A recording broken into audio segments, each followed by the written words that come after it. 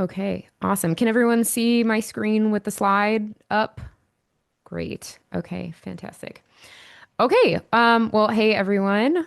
I'm Mari. Some of you know me quite well, actually. But some of you I don't know as well. So great to see you. And this is my monthly workshop series. It's quite new. This is only the second month, and I decided to do this one for free because this information is just super important and but it's not the most exciting, it's not like oh, I'm going to teach you how to make a pop banger or whatever. It's like, oh, how to save.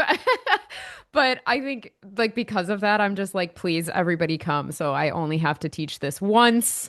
And no one's gonna come to me with like some terrible disaster of losing all their files or things like that. So and then in addition to that, we're gonna also look at some really fun time-saving techniques. So here's the agenda. Hi Ariel, saw you log in too. How's it going? Hello. Hi. So we're going to cover saving and also how to manage when you get the media files missing warning. We're going to show how to set default and create template sets. We're going to talk about making the most of Live's browser. I feel like this is actually a big one. There's a lot of cool things you can do in the browser to like make your workflow quicker, easier, more efficient. We will do a little bit of a walkthrough of the settings. I'm not going to go too in depth, but there's a couple important things I wanted to point out there. And then I do have a little list of kind of some of the most common user interface trip ups that I get from literally from my own students. These are kind of just like anecdotal. Like I'm noticing a lot of people come to me with the same kind of questions. So hopefully this will clear up. This is all going to be fairly basic stuff, but really important. And a lot of times we don't get to this in lessons because it's not working on your music, right? So a lot of times we focus on making the music. So hopefully this stuff will all be really helpful. So let's start with saving and just get this guy out of the way. Saving is a little funky in Ableton because every project needs its own project folder.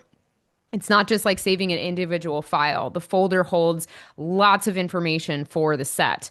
This is automatically generated if you save it correctly. So what I suggest to everyone is that you make a folder on your computer, or best case scenario, it's actually on an external hard drive. I have like a 4 terabyte external hard drive SSD that will not die on me, where I save everything that is my Ableton projects, my sample libraries that I, collect or create myself, all my Ableton packs. I put that all on an external drive so that I can save my computer space for software, right? For Ableton, for plugins, and for quick performance. So if you're not doing that now, definitely start soon. It would be my suggestion because audio files, they take up a lot of space and it adds up. So create a folder on your computer called Ableton Projects or Music Projects, whatever you want to call it, and just dedicate that folder to just your Ableton projects. So this is where you will save every Ableton project, and you should see a whole folder full of Ableton project folders, not Ableton live sets, which we'll look at. The key to the media files missing problem is this collect all and save. So we'll talk about that. I'm going to go through, we'll do a save together. We'll also intentionally make media files missing and we'll kind of do all that stuff. But collecting all and saving is how you make sure that all the samples that you've either recorded or that you've pulled in from places that aren't Live's library stay with your project no matter where, you end up moving sample folders or whatever happens. So really important. And then this is a huge one that I honestly often forget to tell people. Never drag project folders to a new location. So for example, if you do take my advice and you get a hard drive, don't take your current folder and drag and drop them onto your hard drive.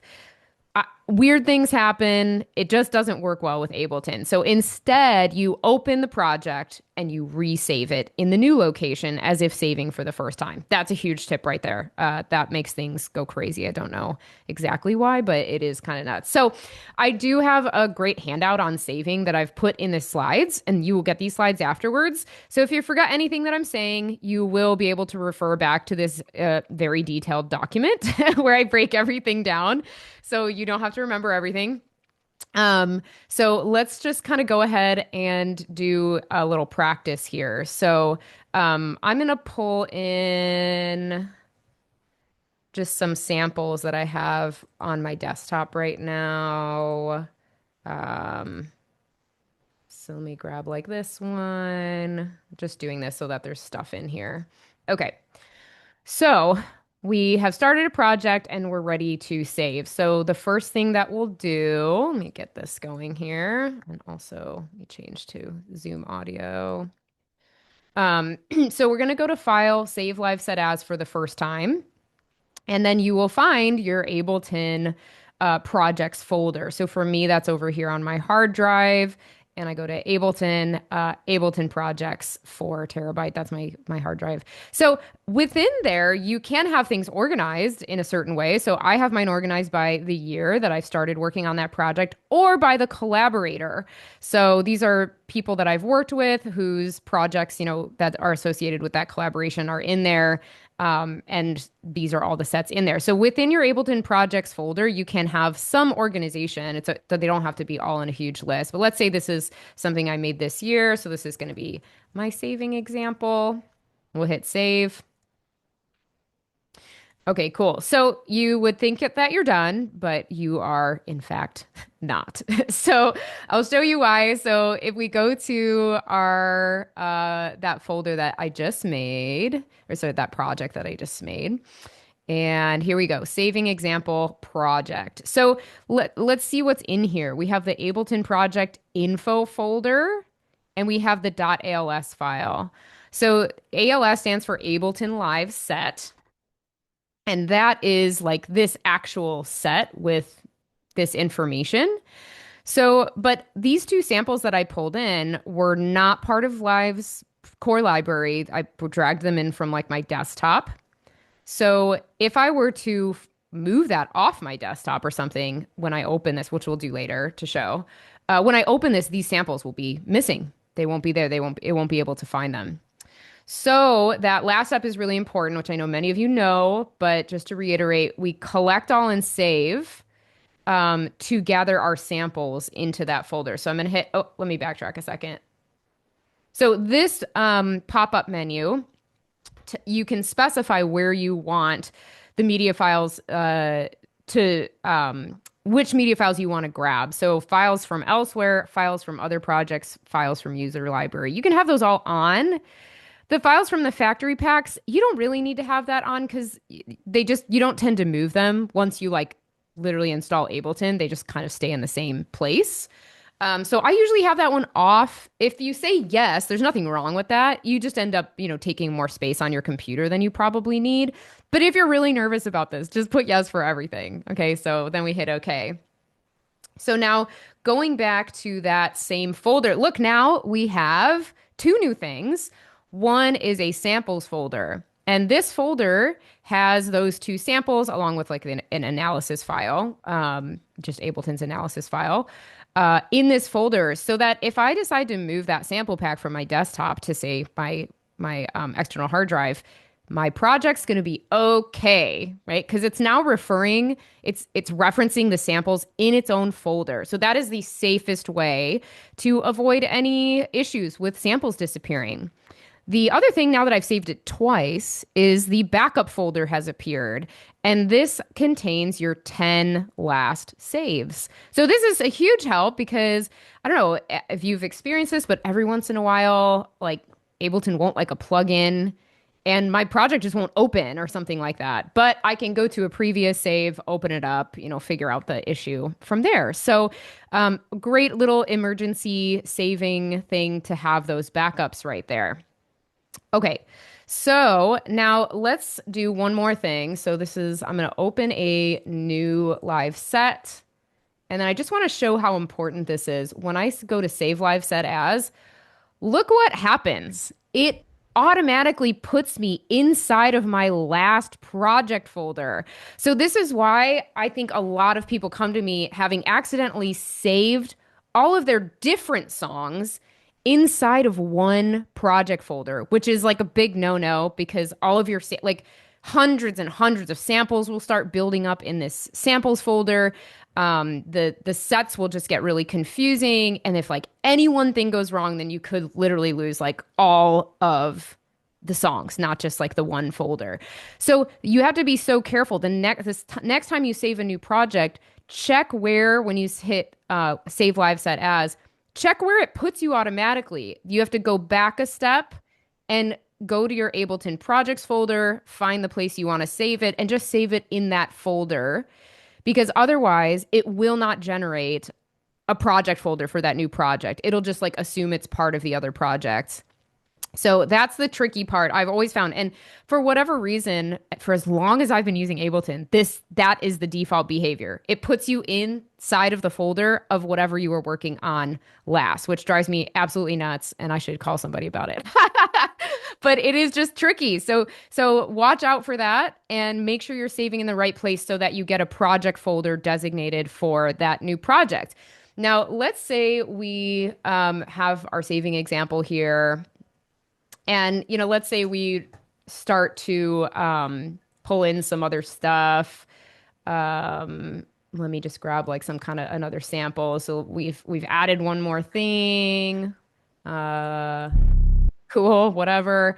So, okay, I've done some work on it, but I would like to keep my original. This just happened to me. I was working actually with Ariel, who's here. So we got somewhere with the song. Then I went and worked on it on my own. But I wanted to save that kind of original version just in case I needed to go back to it or she didn't like what I did with the production, which in fact happened. So if you want to save another version, you can go File, Save Live Set As, and then inside the same project folder, because it's the same song, I can say saving example, version 2. So if it's the same song and you just made progress or have made a slightly different version and you want to save an older version, that is something you can definitely save inside the same project folder. So I'm going to put it in here. We're going to hit save.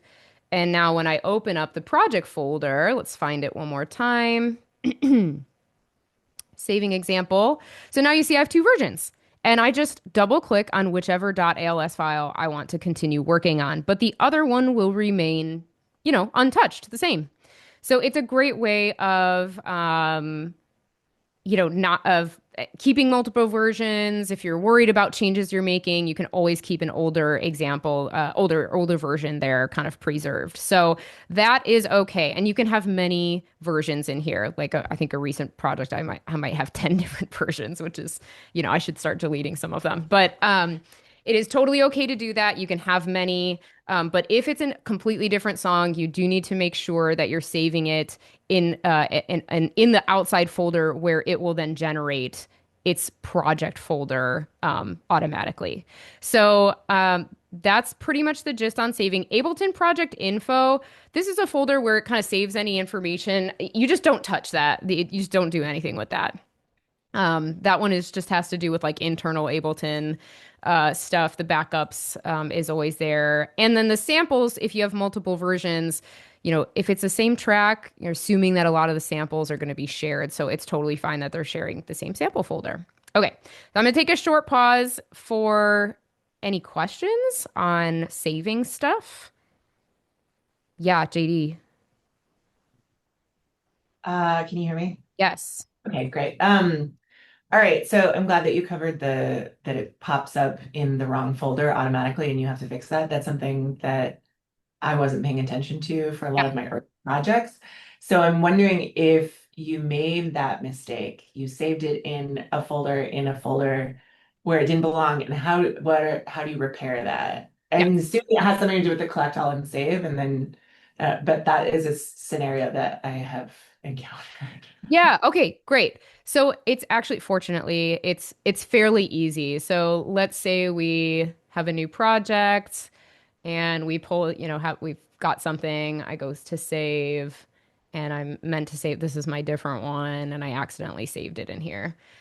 So honestly, it's very simple. All you have to do is go into that folder, make sure you open that project. We already have it open, but for you starting from the beginning, you would go in that folder for your other song. You would pull up the one that you actually wanted to save in a different place, open it up.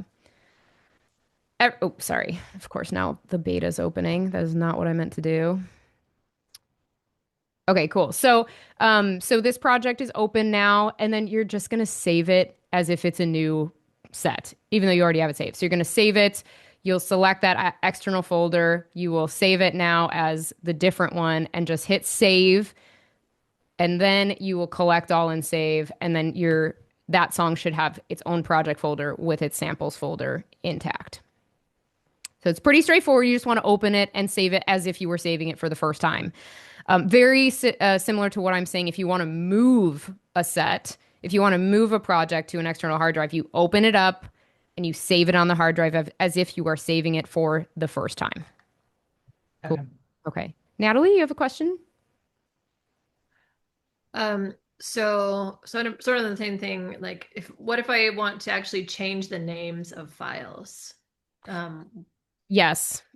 I would do the same thing. So if you okay, so does it open and save it open and save it as a as, new. and then give it a new name? Yeah, Okay. it's just super finicky with name changes, dragging and dropping, changing location. It's like any little thing may confuse Ableton because there's such complicated folders, and like this is referencing that and this is referencing that. So changing the name can be kind of dangerous too. So I would just for the safest option is always to open it and resave it like it's being saved for the first time and rename it, and you should be good there. Okay. What about if you want to change the name of like your main folder, your master folder that you're putting everything into? Is That should be okay. that gonna be okay? All right. Yeah, it's just the project folders that's generally the Okay. problem. Ariel? So if you save it in a new location with the same name, are you going to have two versions in the old location and in the new location? Or Yeah. will, And you can just delete the old one and it should be fine. Yeah. okay, got it. Yes, great question. If you do want to like fully transfer it to a different location, do remember to go back and delete the other one. And the same thing goes for like JD's question where I saved it as a new I saved it in a new location. I can now go back and just select this .als file and delete it. And that should be fine. So then you'll just have it in the new location. Yes, good questions. I know it's like it seems like unnecessarily complicated, but I think just because of the complexity of the information, they're just very finicky. So, and yeah. Okay, so any other questions before I keep going? Okay. Okay, cool. So let's go back to I just want to show the media files missing. Um, I think because I already collected all and saved, it's not going to do it. So let me go ahead and close out. Um, and let's do, I'm just going to kind of delete that one and we'll start over. So let's move that to the trash. Okay.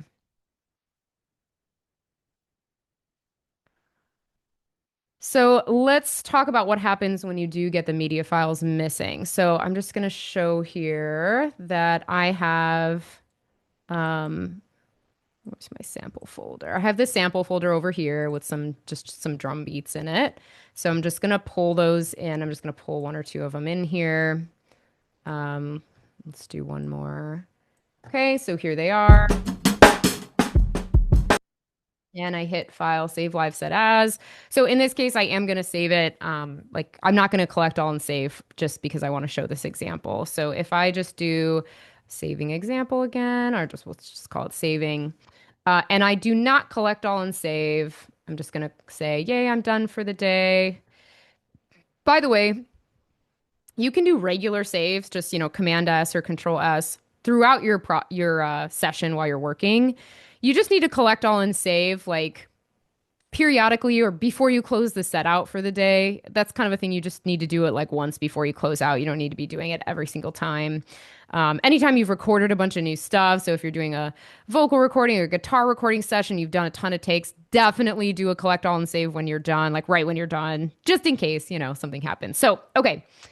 So what if I decide, like I said, I don't want this on my desktop anymore? I'm going to put it in my samples folder that I have in my hard drive. So I'm just going to pull this in. And then I'm going to delete this one, take it out. And then we're going to open up that set again, and hopefully it does the error message that I want it to do. Oh, yeah. I'm sorry, guys. I keep opening up the new beta by accident. I have to tell it specifically to use Live 12. Okay, so here we go. Yay, it worked. So these are grayed out. I can't, if I double click, I get the sample offline, and down here in the lower left-hand corner, you'll see media files missing. Yeah, so if this has happened to you, I am sorry, but it has happened to all of us, I'm sure, at some point. So, all you need to do, if you know where they are, it is actually pretty easy. If you don't, it can be a headache. So we know where ours are because I just moved them. So I'm going to double click on where it says media files are missing. It opens up my project manager here in the right hand side. And so it tells me which three samples are missing. I can hit go. It's going to do a search, and it was not able to find them. So what I can actually do is pull up that folder. So it was my hard drive, my samples folder, and then it was, oh dear, what it was the count. This one, I believe.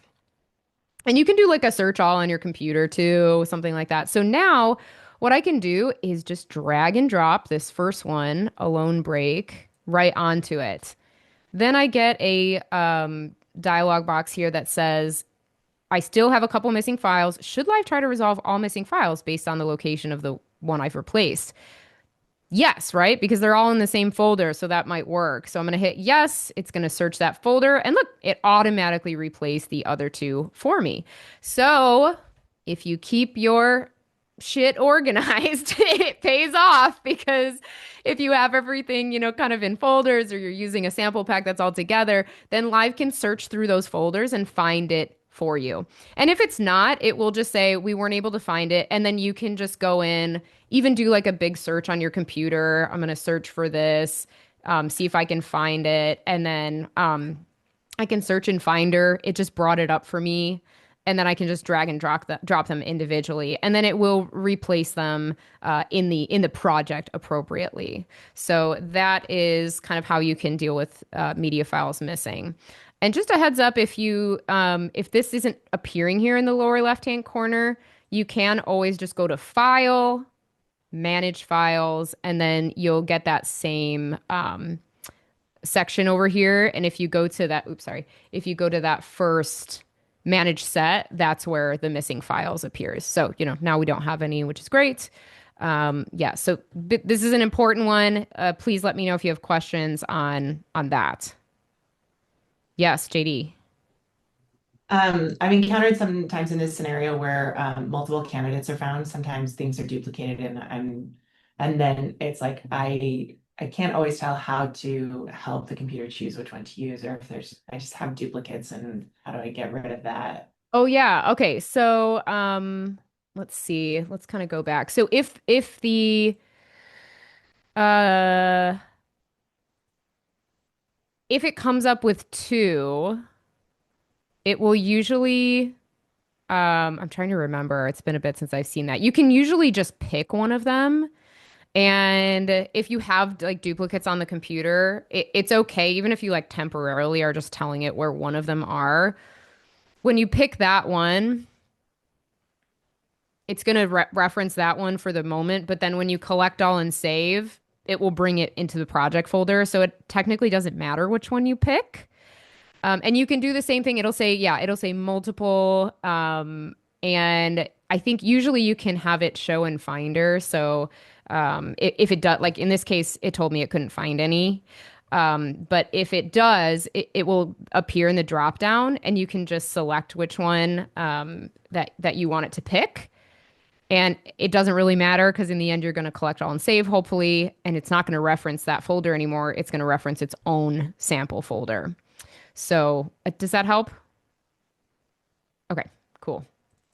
Yeah, I should have done that as an example too, but it's Yeah, fairly.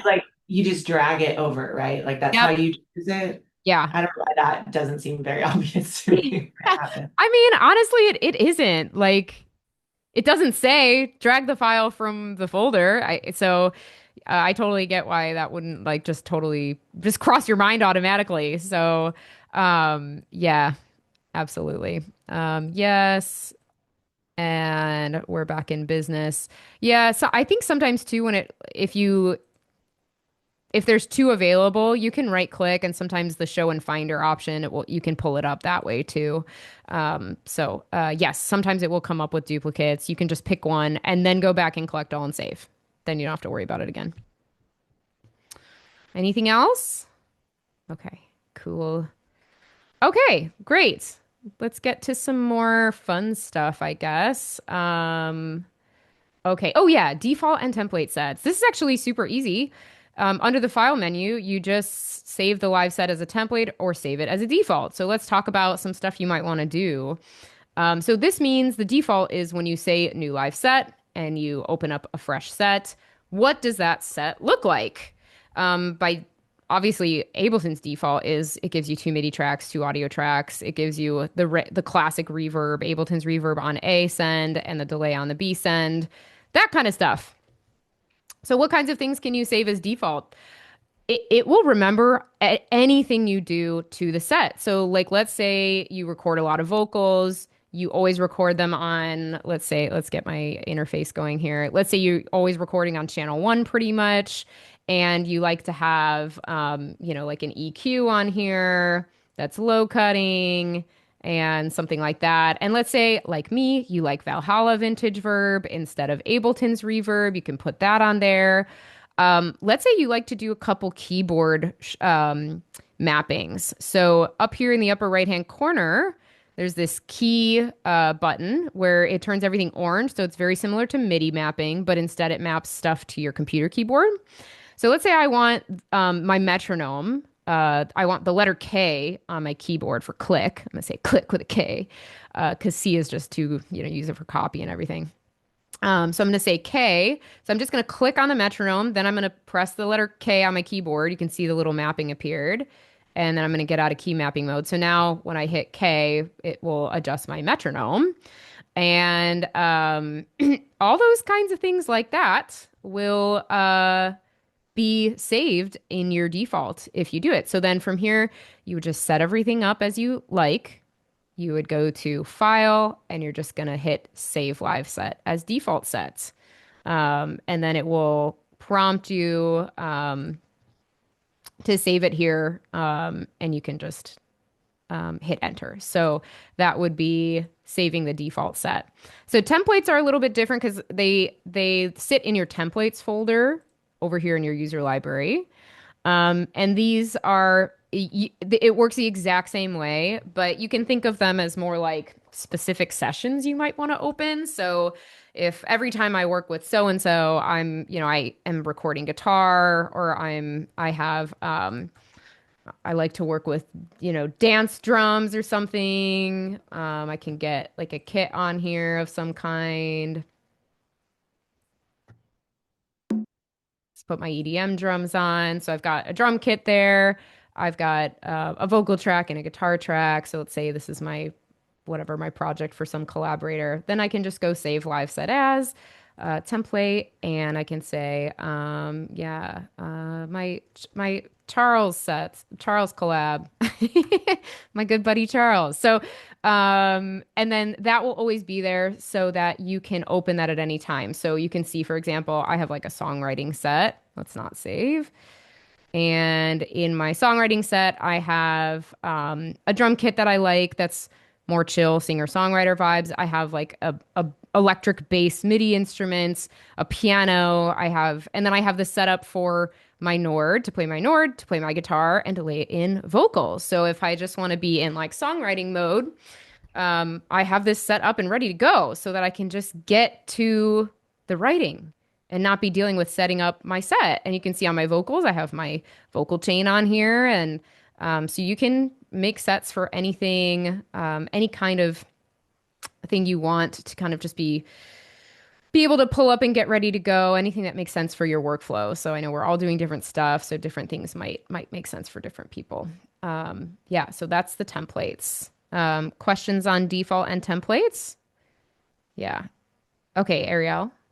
Okay, so you saved your default, but it saved it as a default, meaning when you open up Ableton, it will automatically default to that setting or that template, I guess. But it also saved in templates, right? Yes. So it is a template, but it's your default template. Yes, exactly. Mhm. Okay, got it. And I think, yeah, like if you, the default set, this like always lives here, as like I think as Ableton's default. Maybe I'm wrong about that. This might be actually something I've saved as default set. I can't remember. But yes, that's right. So it will save somewhere under templates too. And in this case, I think it was untitled. Okay. Yeah. Cool. So let me kind of let me get back. Um, I will undo my I will undo my default set so I have a more regular default set. Let's go ahead and save this one. Cool. Okay. Awesome. And you can see the default has a little checkbox by it. I don't know if you can see that. It's really small. So that shows you which one is which. Okay, cool. Let's keep plugging away. So next up is the browser. Okay, cool.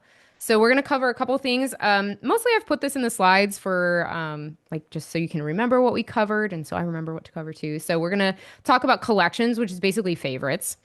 Adding your sample folders directly to the browser and your Ableton projects. Defaults and presets, which are found in your user library. And this would be not defaults in terms of Ableton sets, but like other things, like what when you load up a new audio track, what does it look like? That kind of stuff. So we'll talk about that. Using clips, which I feel like is commonly overlooked, and the sound similarity search, which is a new feature in Live 12, which is pretty awesome. Okay, so first of all, the favorites, which, works like anything else. It's just you can, anything you use a lot, you can kind of put into a little category for yourself. So over here, let me zoom in more actually. Okay. So when you hover where it says collections, you hover in that line, you can see the edit button appears. I hit edit. Then I can add or take away any categories that I want to use or don't want to see. So I'm just really using these first two, and I can hit done. And then the way that you add them is you just go to that device. So it could be anything, a drum rack, a sample, a plugin, whatever. You just right click on it and then you just select which category you want to add it to. And you can see I've already added my red tag to this one, which is my favorite plugins, my most used plugins. And here I have like presets that I've made, like just a low cut EQ. It's like, how many times do you do that? Do you use that? Just a million times. So I have it as a preset and then I put it in that favorites pile there so I can just quickly use it. And you can see I don't use a ton. When I'm doing presentations and I'm like using specific samples for that presentation, I'll make categories like just for that workshop or something like that so that I don't have to be digging through the browser. I can just pull them right in, stuff like that. But depending on what you're doing and your workflow, this might come in handy. So let me keep this down here so I have a reminder of everything I need to cover. Okay, adding your samples folder and your Ableton projects to places. So under here, this area in the browser is called Places. This is basically where you like customize the browser to you specifically. So let's start with actually packs. These are Ableton packs made either completely by or in collaboration with Ableton. These can be found on the website. But the nice thing is, I think since Live 12, it just shows you which packs you have available and you can download them directly from the browser. You don't even have to go to Ableton's website. You need to be logged in to your account. I think that's all. And then especially for those of you who have Suite, Live 12 Suite, you get a lot of these for free or, you paid for them because you bought Live Suite, but that's part of the deal with Live Suite is you get all this amazing bonus content, which is packs include, drum racks that are really awesome, samples, instruments, like synth presets, all kinds of stuff. So you can see I have quite a few, and this just helps to expand my sample library, my library of instruments that I pull from. So definitely, if you haven't downloaded any packs, you should check that out. Even if you don't have Suite, some of these are free and you can check them out. So the ones I haven't downloaded, I think I just haven't expected I'd use them much. And they're big, so you may not want to download all of them. But so all you do is go to packs and just scroll down, and you can see some of them, need an update, which I should probably do. I didn't notice, so you can just do the updates directly from here as well. Okay, so let's kind of skip down to these extra folders. So these are all folders that I've added from my computer to the browser for convenience. So if download sample packs from different websites that you like, if you make samples, if you go out and record field samples and you have them all in folders on your computer, you can add them directly to your browser. So for example, these are samples that I downloaded from NASA, the NASA website, which they're free. You should grab them. 3, 2, 1, 0, and liftoff. Okay, so super cool. So these are all my sample folders. Things I've gotten from friends, things I've downloaded from the internet, things I've made. And I have them all in a samples folder on my hard drive. So I'm just going to click add folder. Right, I already have it there, but I'm going to go to add folder. Go to my hard drive. Select my samples folder, and then you just hit open, and then it adds it to your browser, and then you can pull things in directly from there. It's like magic. It's so easy. So, definitely a great way to keep things organized and super handy. You don't have to be digging around on your computer. And similarly, if you add your Ableton projects folder, this is really cool. You can pull things in from other sets directly into your project. So let's say, I don't even know what like everything is here, but let's say I have this and I want to grab like something and resample it or just use it in another project or something.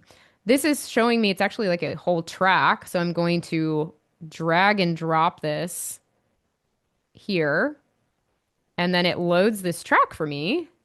And this is like a guitar part from a different song. So really awesome. You can also grab just the devices. So let's say in this project, I loved how my main vocal was processed. Then on my new track, if I'm doing vocals and I'm like, oh, I wish I could just grab that chain from my other project. You can. You can just go to the main vocal, go to the devices, and drag and drop it onto that track, and boom, there it is. Whoa. So you don't have to keep redoing things. So that was a new add too. They didn't always have the ability to grab the devices from other tracks. That's like a new feature, I think, since Live 12. So I think this is awesome. I'll give you an example, a recent example of when I really needed to be able to pull stuff in this easy. So, and I do this happens a lot in my songs. I'll get to a certain point with the production. I'll be ready to record vocals. CPU will be just high enough that there's a slight amount of latency that's just driving me crazy, and I really can't record to it. This happened with Ariel recently too. So I will just export the song as just an audio file. I'll open a new project. I'll pull in the bounced version of my track, and I'll record vocals to that instead because that doesn't take any CPU. Whereas a production where I already have 40 tracks, then I'm trying to record vocals, right? That's a lot of CPU. So I'll start it in a fresh project with just the audio backing track, essentially, with just the backing track as an audio file. I'll record all my new vocals on. I'll save that set as a version that's just vocal recording, and then I'll find it and I will grab the vocals that I recorded and pull them into the original project with all the production. Does that make sense? Yeah. So that's like a common reason that I use this. And also, like, if you are working with multiple versions, like even our little saving project here, if like in the new version, you want to grab something from an old version, but not totally revert back, that's a great reason to do this too. So I hope that's helpful. This is really a great pro tip there. So We'll take a quick pause here for questions on either the favorites, packs, or pulling in your own folders from your computer. All pretty clear? This isn't a question Yeah. about the packs, but this is maybe dumb. How do I change the volume on my metronome? Oh yeah. Yes, You great. clicked metronome and it reminded me that I could not change the volume. Yeah. Okay, yes. The great question. So the metronome volume is over here in arrangement view. So like the first zero is your master volume, your main volume, and the second one controls the click and the browser sounds. So if you're scrolling through and you're like getting blasted by the level of the sounds, you know what I mean? Then that's the same thing, same volume here. So there's my click. So that's the volume there, and then same thing, browser sounds. Thank you so much. That's gonna save In me. session view, it's here, the little headphone icon. So I think it's there by default, which yeah, it is high. So you can take it down there. Great question. So either here or here. Um, okay, cool. User library. That's next. Okay. So defaults and presets of like almost everything can be saved. So like let's say with the EQ, for example, I don't know if I'd recommend this, but just to give you an example, let's say you're using the EQ almost always to low cut, you can right click and you can say save as default. Then every time you load that device, it'll come up like that. So if you for let's see, when we load up the reverb, like let's say the reverb you pretty much never use at 55% wet, which is probably true for me. You can take it down to something a little more reasonable, right click, and then save as default preset. And then that little adjustment might save you some time, but there's probably bigger ones that might be useful. And then the cool thing is you can do that for tracks as well. So let's say on every audio track, you just want let's say you want all tracks to load at like -6. You just don't want them full volume. And let's say you also want an EQ on, just because you're assuming you're going to do some EQ. And then you can right click on the track. You could do this in either view too, it doesn't matter. And you can do save as default audio track. So let's go ahead and do that real quick. So now when I load a new track, let's make a new one, Command T, and now here we go. So you can see the volume set at -6 and my EQ is on my track.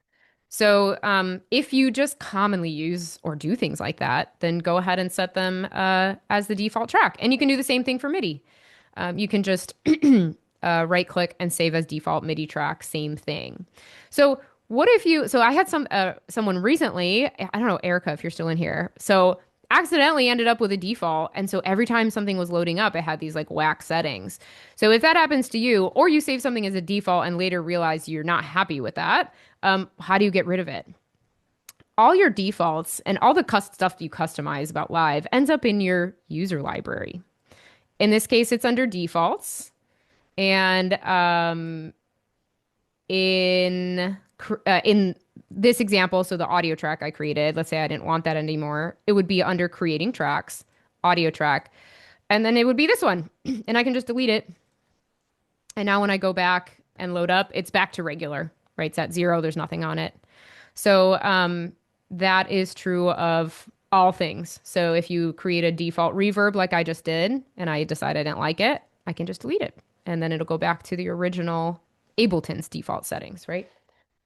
So that's defaults in here.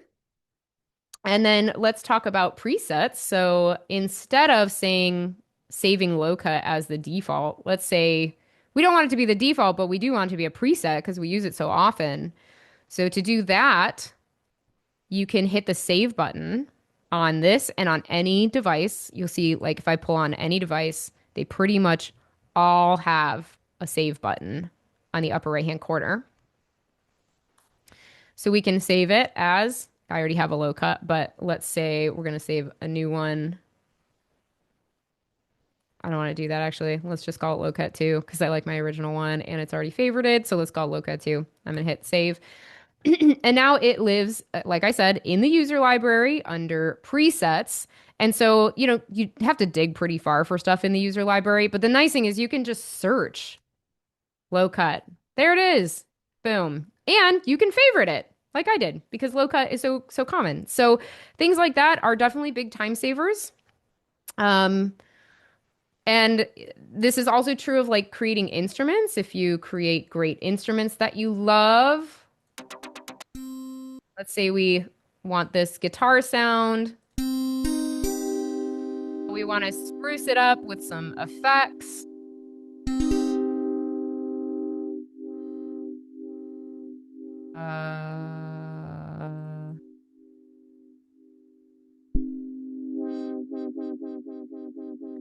Cool. And let's put some reverb on. Okay. Let's say I want to save this as a new instrument because I've done some stuff to it. So in this case, I'm going to group it. I'm just going to hold down Shift.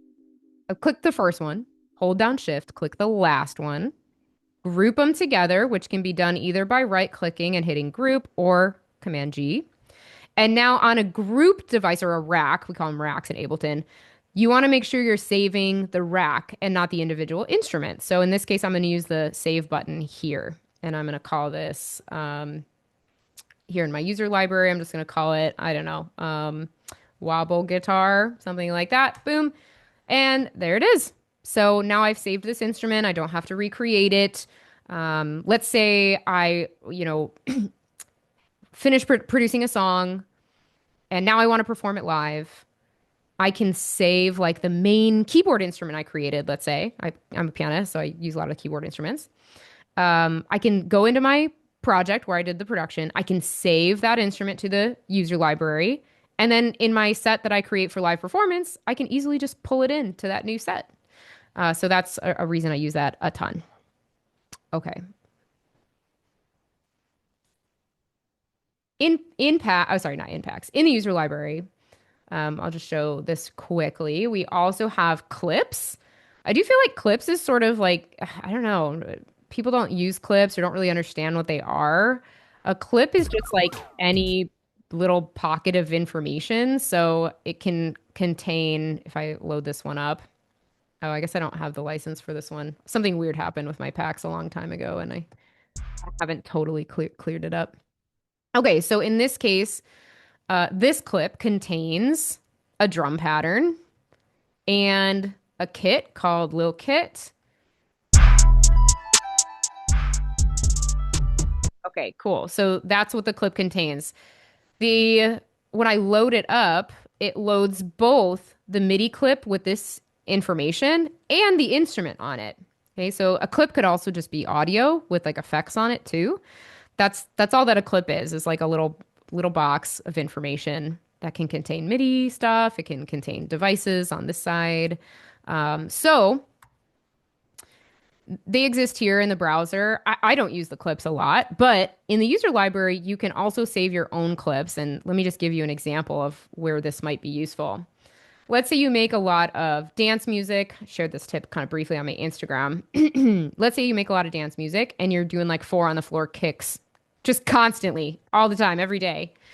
So what you can do is make a clip with, I loaded up a drum rack here. I'm just going to grab from my samples. I'm going to go one shots, kicks, and I'm just going to load up a couple kicks that I like.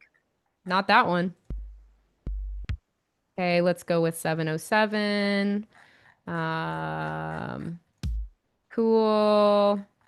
So I would be grabbing kicks that all work in this kind of specific genre that I'm talking about. So I'm going to not spend too much time digging for kicks. But like if I was going to do dance, if I was saying this was for dance music, I would pick a bunch of great EDM kicks, load them into here, and then I'm going to create a 4 on the floor kick pattern.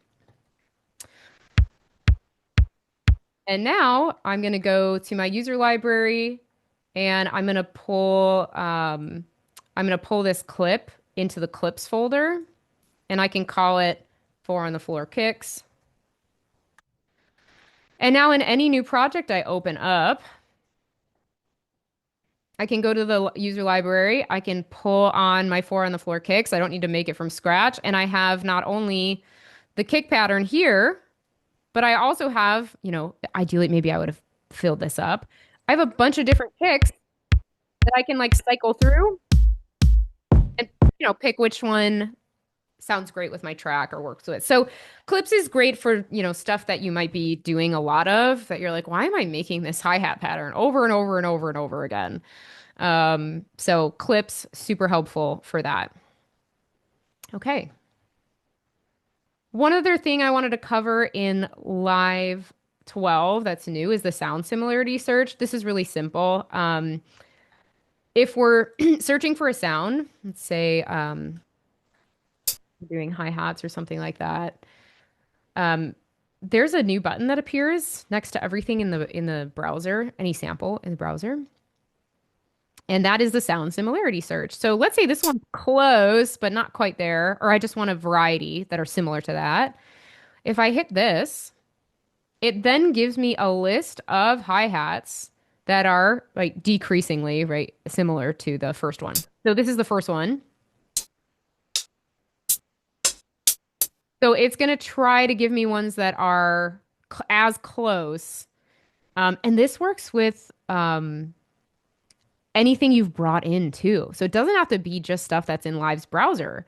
So let's say I go to my sample folder and I don't know, like let's see what I have here. Okay, let's just try that. So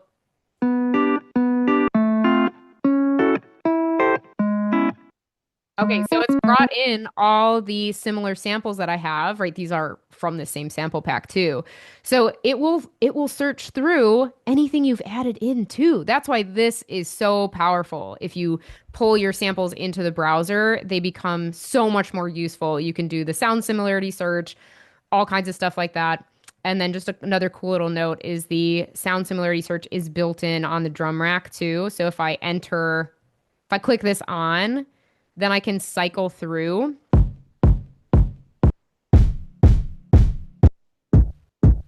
a bunch of kicks that it thinks are similar. I'm sorry, at the bottom of my screen, my little cursor kind of twitches out. So let me just turn it off for a sec. Yeah, so if you're like, oh, I was close, but it's just not quite the right thing, you can use the sound similarity search. Super awesome. I love that new feature. Okay, cool. That's it for the browser. Questions? Feel free to just unmute yourself and say something if you have anything. Okay. Hope all that is helpful. I know it's a lot of different tips. Okay. Okay, so next we have settings. Okay. Couple different things with this. So the library tab, this is where you can pick the installation place for packs. It's important to turn on your plugins so that they actually come through. I like to have auto warp long samples off. Exclusive arm solo and automatic updates. Let's cover all those things. So in the settings, so command comma or control comma if you're on a Windows computer, that should be your best friend. Please learn that one. And I'm not going to cover everything. You already saw me actually adjust the display, so this is nice for Zoom. If you work on your laptop, you may want it really small. Right now I have a big screen hooked up, so big monitor, so I have it pretty big so you guys can see clearly. Under themes, this is where you can adjust your skin, your Ableton skin. I like Immaterial, go pink. And the other thing, library. Okay, this is really important because this is where you set the location of your user library and the location of where you install all your packs. So going back to my recommendation about the hard drive, this is where you would set it to your hard drive. So the user library automatically generates somewhere on your computer when you install Ableton Live, and you can change it from here. So, I've gone in, selected this, and I think I have it saved under Ableton. Yeah, there it is. You just hit open and it moves it to there. Highly recommend doing that if you're using an external hard drive, just to clear up space on your computer. Same thing with the installation folder for packs. So you can hit browse and then when you install live, it sets its own destination on your computer, but you can just go ahead and say, I have here Ableton packs right here, and I just hit open, and there it goes. If you've already started saving them on your computer, it's actually super easy. Once you pick the new location, you should get a little box prompt that says, do you want to move all your currently installed packs to the new location? And you can just say, why, yes, thank you. So that's super easy. They make it nice and easy for you. Under plugins, if you are currently using plugins or you're thinking about starting to get some, these often are off when you first download the software. These will be off, which means Ableton is not scanning for plugins. So just make sure that you have VST2 turned on. These days, more and more people are using VST3 format, so you can turn that on as well. And then only if you're on a Mac, Apple computer, will you have audio units. Those are just three different formats for plugins. So they're all the same thing. I have them all turned on. AU is supposed to work great on Mac, so a lot of times I'll use that. But if you're collaborating with people on PC, they won't be able to use AU. So if you're doing a lot of that, definitely use VSTs. So for example, if you go into my plugins, you'll see I have the VST3 of Melodyne and the audio unit of Melodyne. It doesn't matter which one you use, they'll work fine, but just keep that consideration in mind where if you're going to collaborate with somebody on another computer, you want them to be able to open up your set. VST is the safest for, being able to use it on all systems. Okay. Oh yeah, and then of course, once you turn that on, your plugins will all just appear here in the plugins folder. If there's nothing in the plugins folder, but you're sure you have plugins, it's probably because these are off. Record Warp launch. The one thing two things maybe I wanted to cover here were exclusive ARM and solo. This comes up a lot with students. How do I ARM or solo multiple tracks at once? Because the normal behavior is that when you ARM another track, it disarms the other one, right? It will only do one at a time. So either you can hold down Command or Control and hit click, or you can set that to the default behavior. So if both of these are set to on, that means only one track can be armed or soloed at a time as the default behavior. Then you use Command to do the opposite. So in this case, it would be Command to arm 2 or 3 or 4 more tracks at the same time. I turn that off because I arm multiple things together all the time. So it's annoying for me for that to be the default behavior. I turn this off, but I like exclusive solo to be on. That way I don't have to forget that something else was soloed. But I do still often want to hear, 2 or 3 things together. So I can easily just hold down Command, hit solo, and just listen to whatever I want together. So that's an important one. Definitely adjust it to your liking. And then the last one here is auto warping long samples. I like to have this off because Ableton doesn't do a great job with warping long samples. So what I mean by long sample is if you pull in a full song to Ableton, do you want Ableton to analyze and try to warp it or determine the tempo and the timing of everything? You could totally try it, but I find that it's just not quite there yet. It doesn't do an amazing job of warping long samples. But short samples work fine. So I turn that off. And then lastly, licenses and updates. I like to have the automatic updates on. They're free. And so it's great. So I would have that on. Questions about settings? Thanks for that warping one, because I was DJing with my push, and Oh, yeah. of course, there's one song, oh my gosh. This one song, I even had to call Yuta and ask him, how do you do this? And he was like, well, I think for this song, you're going to have to do it bar per bar. And I'm like, a 3-minute song, warping bar per bar. It was hard. Yeah. So, yeah. Yeah. Thanks for that setting. Yes, of course. Yeah. Yeah. It just doesn't. Yeah. A song like that, there's no way it's going to get it right. There's just no way. So I like to have that off so I don't have to backtrack then and be like, why does it sound all weird? Oh, yeah. Ableton tried to warp it. Okay, cool. So let's see what's next here. We've got user interface. Oh yeah, okay. So these are just kind of, again, I made this more of like a checklist for you to kind of remind you what we covered, and I'm going to use it more for myself to just go through these things. So these are the most common user interface trip ups that I get. So number one would just be kind of the behavior between arrangement view and session view. So this is sort of a basic thing, but if I have, we'll just keep it really simple actually, and maybe we'll just have like two things in here. Let me find a sample loop, maybe piano. Are they great? Fine. Okay. So first of all, how do you get back and forth between the two views? Super simple. You just hit tab. Please start using tab and to get back and forth between the views. So you'll see here like some things like this is lit up, this is not, this one's bright, this one's faded away. So what's going on? So basically, the way the two views interact is you have the same tracks. Like there's 5 tracks here. There's 1, 2, 3, 4, 5 tracks here. But the actual like musical material that are on each view can be different. So in this case, I have, how many repetitions of the drum beat, right? 14 bars or something like that. And in this case, I only have 1 bar. So they don't have to be the same. And the two views, you can only play a track from one of the views at the same time, right? Or one of the views at any time. So if I'm listening to this from arrangement, I am not listening to it here, right? It's off here. So basically, you can see this is grayed out because it's actually on over here. This one is active over here, so it's not on here, okay? So if I launch a scene from session view,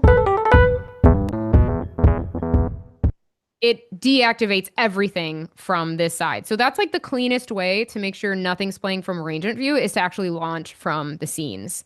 And in arrangement view, it's really simple. When you're ready to play from arrangement view, you hit the back to arrangement button, which activates everything on this side and deactivates everything from over here. So I hope that's helpful.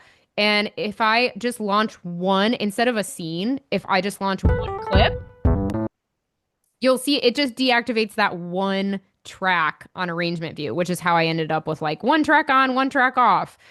So again, if you want to just play from session view, launch a scene.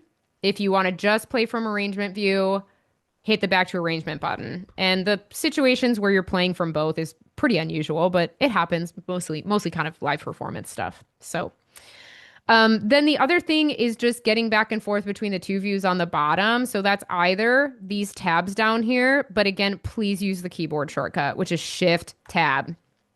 What are the two views? The two views are either you're seeing the clip view, or you're seeing the devices. There's no devices on here, but if I had something on, I would be seeing it down here. So device view versus clip view. And this is session view and arrangement view. So there's two views up top, 2 views on the bottom. Same thing with like MIDI. In clip view, you'll see the MIDI clip instead of course, the audio clip. A lot of times in the beginning, people will be like, what are these lines? This is another one. What are the lines and why can't I edit stuff all of a sudden? I'm hitting delete and nothing's happening. Why when I've made this selection, I hit delete. Why is nothing happening? So if you're seeing red or pink dotted lines, depending on which theme you're using, and mine they're pink, you are in automation mode. So that's over here.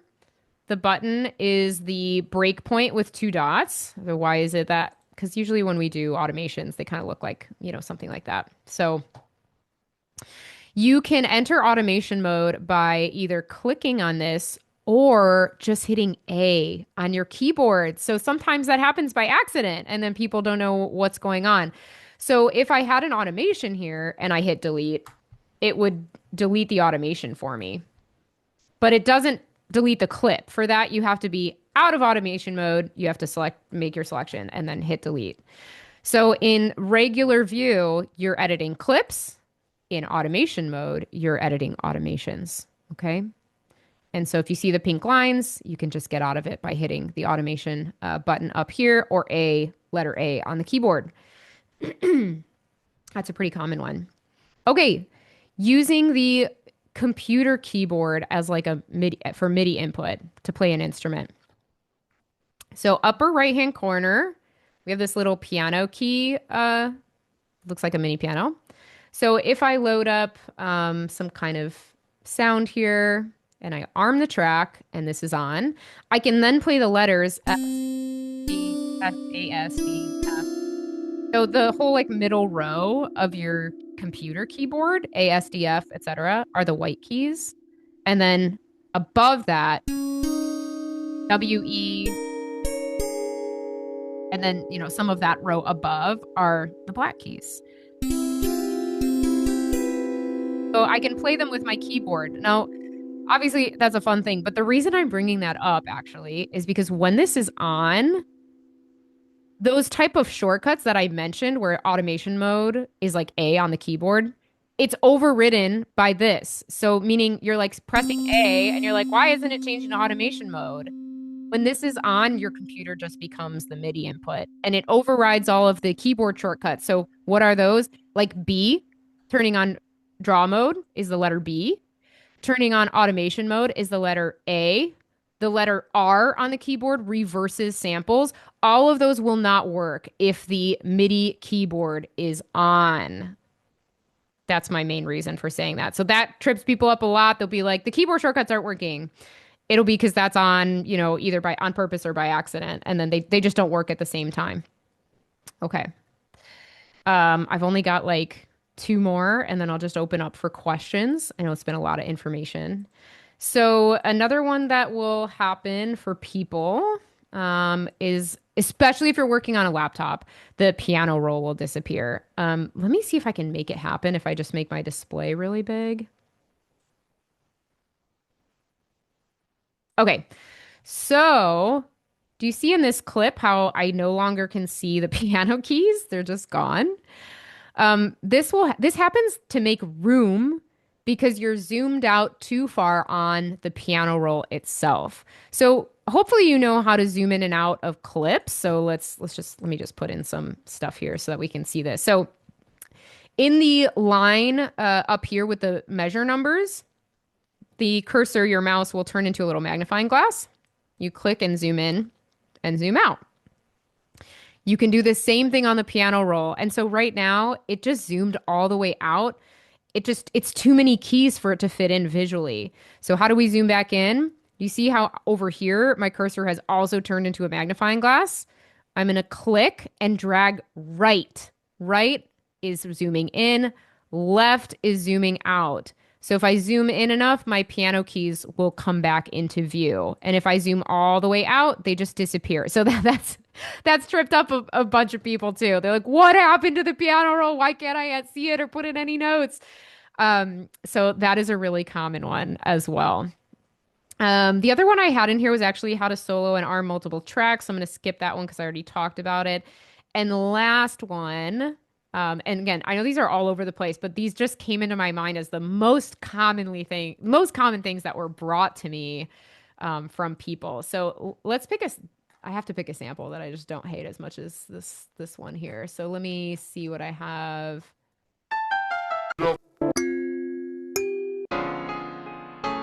Cool. Let's pick this jazz piano one. So the last one I have is when you're in session view and you're making beats and coming up with cool ideas.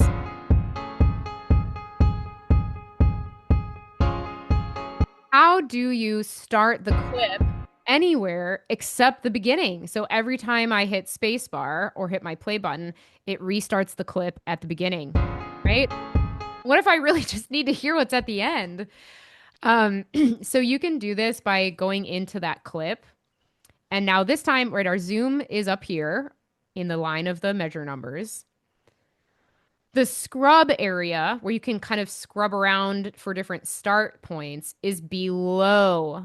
So it's where your cursor turns into the little speaker. So now if I click on bar 6, I'm going to start from there.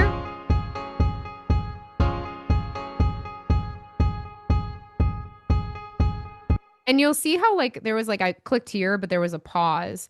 So the reason for that, and the reason it's only starting on the bars, is because it's adhering to the global launch quantization, meaning it's waiting to the start of it's waiting to the end of the previous bar before it will jump to the new one. That's just like a behavior that works really well for like dinking around in session view and all kinds of stuff. So if you want to be able to freely scrub around, you can turn the global launch quantization to none and then check this out. Now I can start from anywhere I want. And it doesn't stay in tempo with my kick because there's no more quantization. So I hope that makes sense. That's another one people ask me often. They get really irritated if they've got like a 16 bar phrase and they're like, oh, I just have to keep waiting. So you can just scrub around using the scrub area here. And again, change the global launch quantization if you need to, if you want to be able to just kind of start from very specific places and not just on the measures at the start of the bar. So, okay, that's pretty much all I had. So let me just kind of wrap up this part and then I'll open it up for any questions. So if you're a new student, I'm offering $40 off your first lesson if you registered for this workshop. So even for those of you who aren't here in person, but you're going to watch the recording, just email me, let me know you were at the workshop. I'll just confirm with, my list of registration. Anyone, whether you've a new student or not, if you leave a Yelp or Google review, if you're someone who's taken lessons with me, you can get $30 off your next lesson or your 5-pack. And these are links. So again, I will be sending the slides to you afterwards. So that would be super helpful if you've enjoyed some of my teaching. Thank you so much for being here. I'll have another one next month. I'm going to open it up for questions. And if you have topics or ideas of things you'd love to learn in future iterations of this workshop series, please write it in the chat now or tell me out loud and I will take notes. I've gotten a lot of great ideas so far. I'm toying around with the next session being on arrangement, how to get past, the 8-bar loop or 4-bar loop and start arranging things into full songs, different styles of music. So that's kind of one thing. The last one was on vocal production. So this is I'm hoping to kind of source some ideas of what people really need. So please feel free to make some suggestions. So with that, I will stop talking for now and see if anyone has any questions or any ideas for future workshops. I'm going to stop the recording as well.